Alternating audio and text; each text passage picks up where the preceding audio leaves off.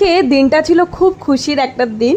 আমার আজকে গাড়ির ডেলিভারি ছিল, ওই কারণে প্রথমে মেজদাকে আমি বলেছিলাম, তো মেজদা আসার পর আবার প্রিন্সকে আমি গাড়িতে তুলে নিলাম, তারপরে আমরা সবাই মিলে চলে গেলাম শোরুমে। এইদিকে যাচ্ছি আর পিছনে গার্লফ্রেন্ডের সাথে এত ব্যস্ত এই নিয়ে ফোনের মধ্যেই রয়েছে। তারপরে আমি আর দাদা এদিকে গল্প করছিলাম, করতে করতে যাচ্ছিলাম। কিছুক্ষণ পর আমরা নেমে গেলাম, নেমে গিয়ে আমরা একটু গল্প টল্প করছিলাম, কারণ আমাদের আরও একজন আসার কথা ছিল, তো সে তো প্রচুর সময় লেট করে তাই। তারপরে যাই হোক আমরা শোরুমের ভিতরে ঢুকে গেলাম। যাওয়ার পরে তো মনের ভিতরে ছিল, ভাই গাড়িটা কখন দেবে, আমার কখন দেবে, সবাই নিচ্ছে আর আমার ভাল লাগছে না।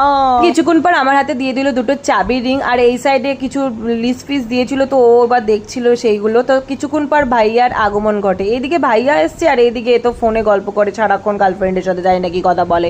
তারপরে সবার লেট, আমাদের ভাইয়া চলে এসছে।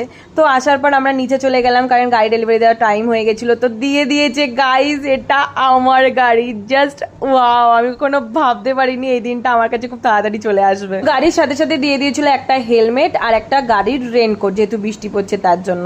তারপর ওখান থেকে বেরিয়ে গেলাম। বেরোনোর পর সবাই মিলে চা খেলাম। চা খেয়ে আমার পালা, আমি একটু গাড়ি চালাবো, কিন্তু ভয় লাগছিল প্রথম গাড়ি যদি কিছু হয়ে যায়।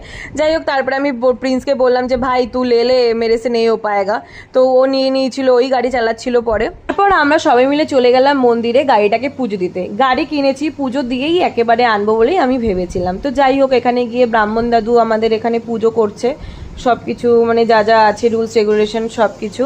এদিকে আমি পুজো করছি আর এরা দুজন গল্প করছে, আরে ভাই তুম লোক ভি তো দেখো। যাই হোক তারপরে এখানে পুজো ফুজো কমপ্লিট হলো। তো আজকের মতো এখানেই, আশা করি তোমাদের অনেক ভালো লাগবে। তো লাইক কমেন্ট শেয়ার সাবস্ক্রাইব করে দিও। বাই, আজকে আমি খুব খুশি, টাটা।